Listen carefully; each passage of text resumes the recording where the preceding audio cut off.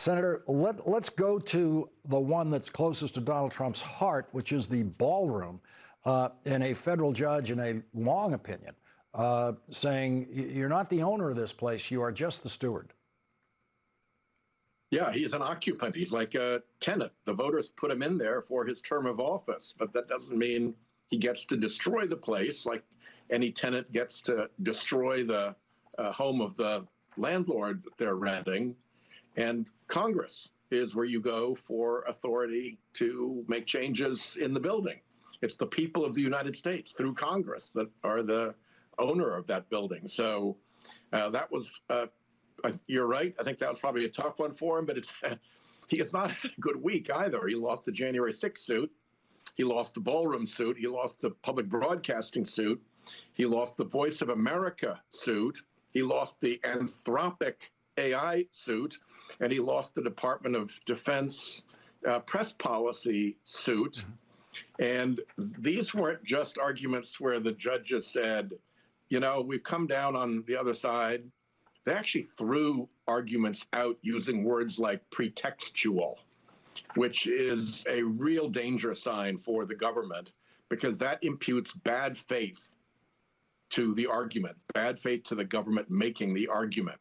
So with all of these losses and with that kind of language, Trump is in a real danger zone.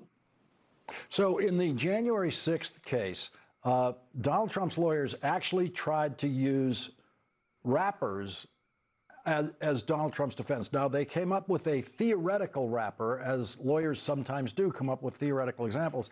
And it was the idea of it, they presented to the judge in their brief a theoretical rapper known for provocative and controversial lyrics, which might describe explicit violent acts. And how, you know, if that's allowed, then of course Donald Trump can say whatever he wants in his speech at the Ellipse, telling people to go to the Capitol and fight like hell. The judge responds to that by saying, but here is what is missing from the president's hypothetical. There is no contention that for weeks before the concert, the rapper told his fans and that the establishment had taken something valuable from them through fraud and deceit. No assertion that the rapper knew his fans had prepared to act violently on that very day, including by bringing weapons to the show to reclaim what was taken from them. And so there's the judge finding that that lawsuit can go forward.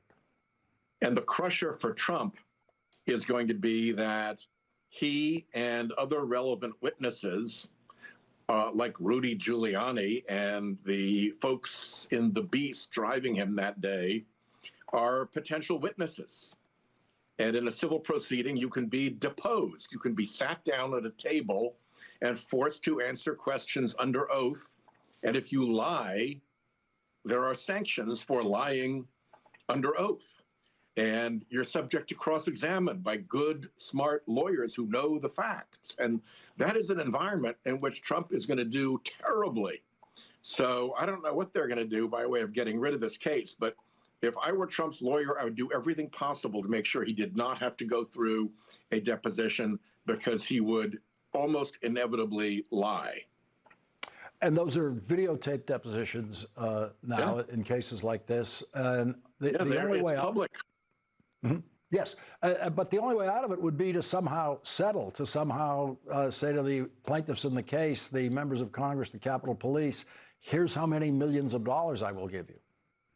Which he would like to do with this Department of Justice, which loves to give away money to help him, even if there's not a real case. They just gave away over $1 million to Mike Flynn, for instance.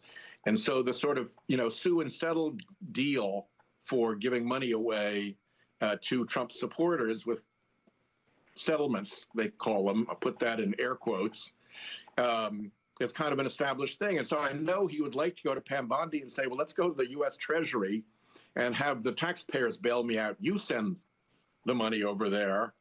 But because the judge has found that this was done not in his official capacity, he's not in a position to get the United States Treasury to bail him out. He is personally liable for acts that he has undertaken in his personal capacity. So, the instinct to not ever have to write a check and pay, and to think that he can bluster and lie his way through it, on Trump's part is going to be very strong, and his lawyers are going to have a hell of a time trying to protect him from himself.